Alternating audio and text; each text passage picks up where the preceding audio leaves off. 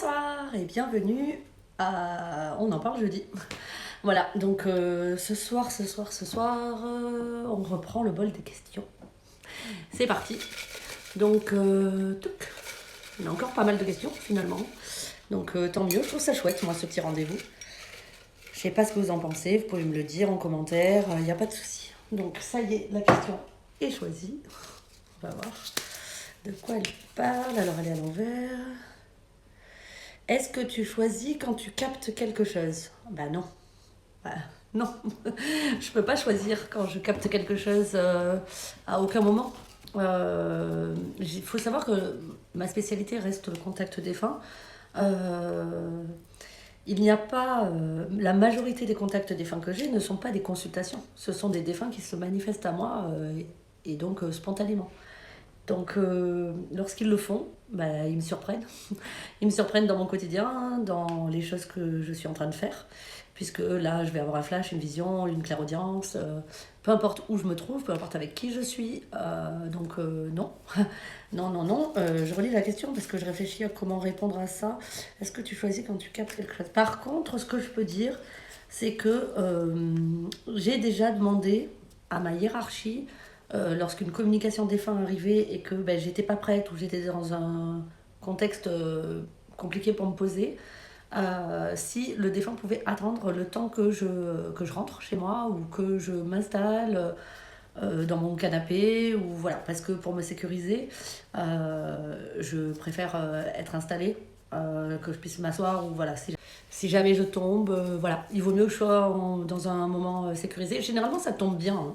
Je sais pas comment ils s'organisent, mais généralement, ça tombe plutôt bien.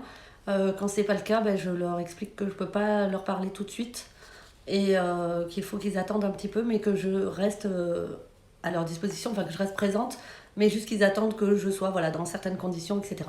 Mais non, je ne peux pas du tout choisir quand je capte quelque chose. Non.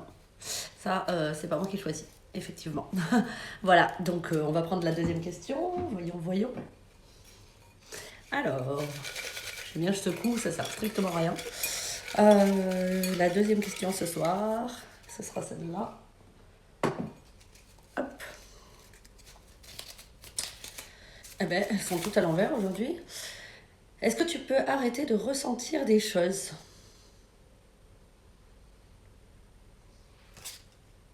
Et vous?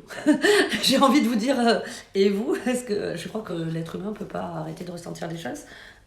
Mais bon, en médiumnité, non. Je ne peux pas arrêter de ressentir des choses. Alors oui, il y a beaucoup de gens que j'ai entendu dire, hein, qui ont des capacités, qui sont médiums, etc., qui disent qu'ils ont coupé pendant un temps, qui mettent ça de côté. Alors mettre ça de côté, moi, à chaque fois que c'est arrivé, ça m'est été imposé. Ça venait pas de moi. Moi, j'avais beau en avoir la trouille en étant adolescente, etc. J'avais beau fuir, parce que je fuyais vraiment physiquement. Hein. Je pouvais partir de chez moi et me mélanger à la foule dans la rue pour fuir le défunt qui était là. Et en fait, ça marche pas du tout. Donc, non, moi, je n'arrive pas à faire ça. Par contre, j'arrive à leur exprimer que c'est pas le moment pour moi et que j'aimerais qu'ils reviennent plus tard. Par exemple, lorsque j'ai un moment difficile de santé, par exemple, ou une période stressante parce que j'ai des choses importantes à gérer dans mon quotidien, je leur demande d'attendre ou de s'orienter vers un autre médium que moi.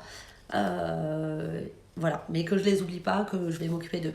Mais arrêter de ressentir ça, j'ai jamais eu, à part lorsqu'on me l'a imposé. Voilà, ça a été imposé à moi dans ma vie. Bon, c'est arrivé qu'une fois.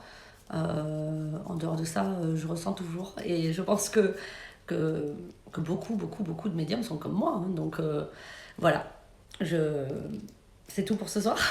Merci pour vos questions. Continuez, c'est vraiment sympa ce concept.